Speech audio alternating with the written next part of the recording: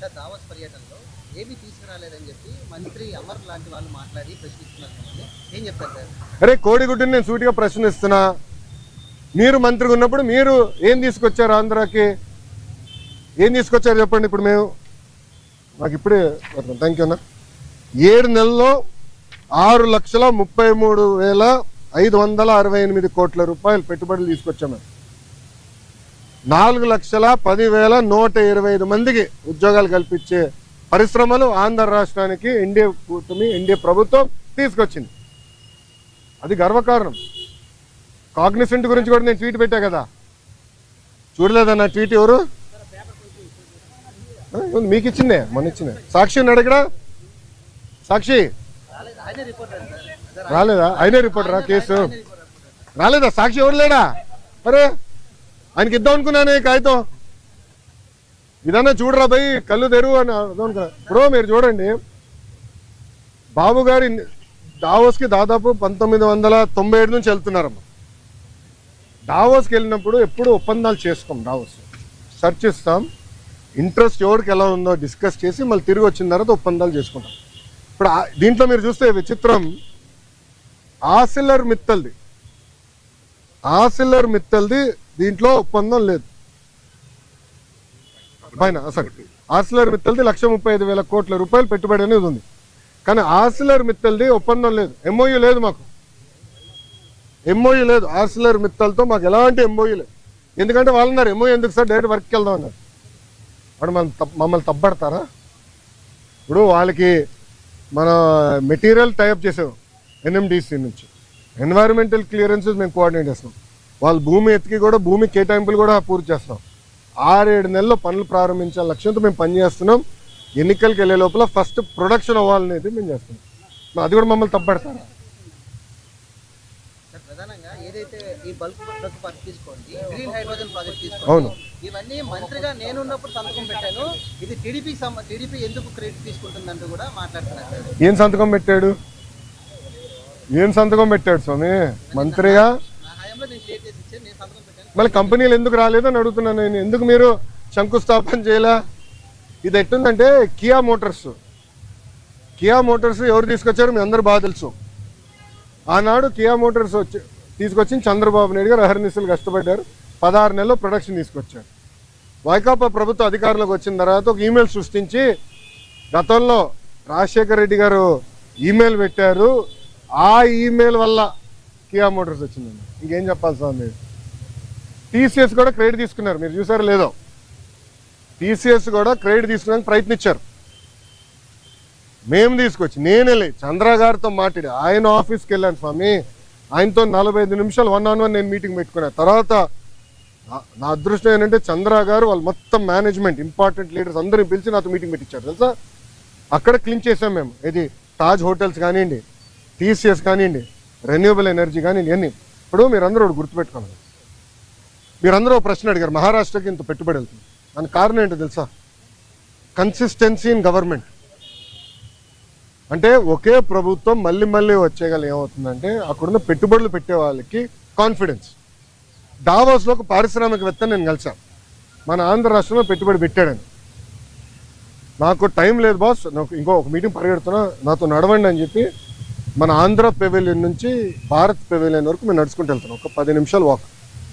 ఆయన అన్నాడు, నేను జగన్మోహన్ రెడ్డి గారిని ఇదే దావోస్లో కలిసానికి ప్రయత్నించా, చాలామంది అడిగా, కలవనని చెప్పాడు అన్నాడు. ఎందుకన్నా? మీరు తెలుగుదేశం పార్టీ హయాంలో పెట్టుబడులు పెట్టారు కదా అంటే, మీరు తెలుగుదేశం పార్టీ కంపెనీ, అది వరల్డ్ రినౌండ్ కంపెనీ. కనీసం వాళ్ళ సమస్యలు పరిష్కరించేదానికి గత ముఖ్యమంత్రి గారు కానీ ఇండస్ట్రీస్ మంత్రి కానీ కలవలేదు. నేను మంత్రి అయిన తర్వాత ఐటీ వాళ్ళతో మీటింగ్ పెట్టా. వాళ్ళు కూడా చెప్పారు కదా మీటింగ్లో, ఫస్ట్ టైం గత 5 సంవత్సరాలు ఫస్ట్ టైం ఐటీ ఇండస్ట్రీతో మీటింగ్ పెట్టేది మీరు ఒక్కరే అని. ప్రజలు కూడా ఆలోచించాలి. ఈరోజు గుజరాత్లో 5వ బీజేపీ ప్రభుత్వం ఏర్పడింది గుజరాత్లో. దానివల్ల మీరు చూస్తే గుజరాత్ ఏమో స్పీడ్గా అభివృద్ధి కార్యక్రమాలు ముందరికెళ్తుంది. మహారాష్ట్ర కన్సిస్టెంట్గా మళ్ళీ ప్రభుత్వం వచ్చింది.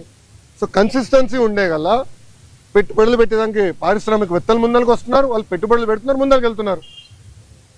ఈ మన రాష్ట్రంలో ఏమైందంటే 2014 నుంచి 19 వరకు ఒక స్పీడ్గా వెళ్ళాం. కరెక్ట్గా వచ్చి బ్రేక్ పడింది. బ్రేక్ ఎలా పడింది కూడా నేను చెప్తా. పీపీఎల్ రద్దు చేయలేదా? ఒకే రాజధాని వద్దు 3 రాజధానులని ఒక రాజకీయ గేమ్ ఆడలేదా? దానివల్ల ఎవరు నష్టపోయారండి? ఆంధ్ర రాష్ట్ర ప్రజలు నష్టపోయారు, ఉత్తరాంధ్ర ప్రజలు నష్టపోయారు, రాయలసీమ ప్రజలు నష్టపోయారు. దయచేసి ప్రజలందరూ ఇది గమనించాల. అందుకే మన ప్రధానమంత్రి గారు కానివ్వండి, ముఖ్యమంత్రి గారు కానివ్వండి, నేను కూడా నా స్పీచ్లో విశాఖపట్నంలో మళ్ళీ ఎన్డీఏ కూటమి గెలవాల్సిన అవసరం ఉందని చెప్పాను. మాకు ఇంకా 4 సంవత్సరాలు 5 నెలలు ఉంది ఎన్నికలకి. 4 సంవత్సరాలు 4 నెలలు 5 నెలలు ఉంది ఎన్నికలకి. ఎందుకంటున్నానంటే కన్సిస్టెన్సీ ఆఫ్ గవర్నమెంట్ ఉంటేనే కాన్ఫిడెన్స్ ఉంటుంది. దావాస్లో చాలా మంది నన్ను అడిగిన ఒక ప్రశ్న ఏంటి తెలుసా? మీరు బాగున్నారు, చంద్రబాబు నాయుడు గారు మేము నమ్ముతాం, కానీ జగన్మోహన్ రెడ్డి అనే వ్యక్తి గెలవడానికి గ్యారంటీ మీరు ఇస్తారా అని అడిగారు. గతంలో మేము చాలా ఇబ్బంది పడ్డాము, మళ్ళీ జగన్మోహన్ రెడ్డి గెలవడానికి గ్యారంటీ ఏంటని అడుగు. అమర్ రాజా బ్యాటరీ మీకు అందరు తెలుసు కదా. అమర్ రాజా బ్యాటరీ ఒక brand. Amar Raja battery corporate headquarters Chittoor జిల్లాలో ఉంటుంది. వాళ్ళు కట్టే పన్నులో ఇన్కమ్ ట్యాక్స్లో ఆంధ్ర రాష్ట్రానికి ఎక్కువ భాగం వాటా వస్తుంది. ఎందుకంటే వాళ్ళ హెడ్ క్వార్టర్స్ ఆంధ్ర రాష్ట్రం.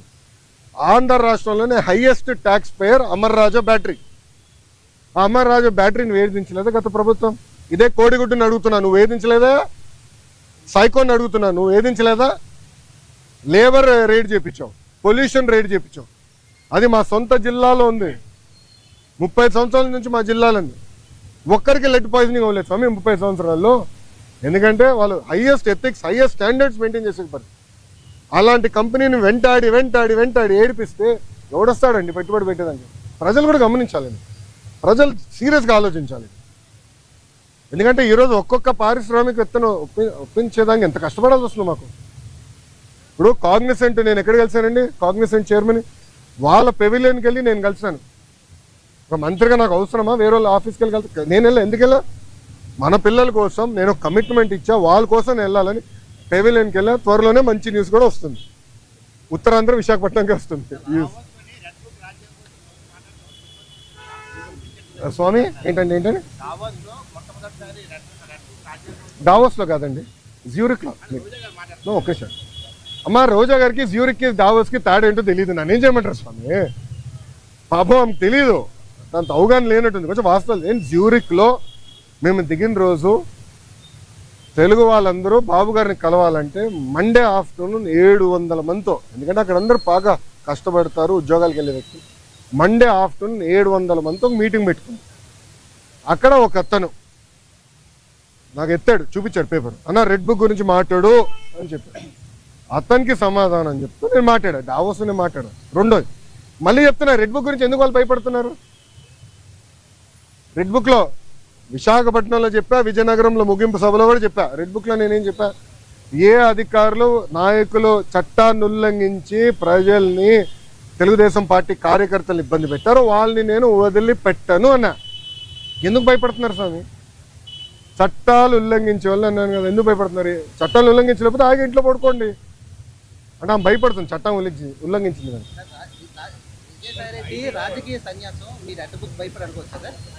అది ఆయన నడితే బాగుంటుంది కదా సార్, నాకేం తెలుసు. నేను చట్టాన్ని ఉల్లంఘించే వాళ్ళని ఇబ్బంది పెడతాను నేను.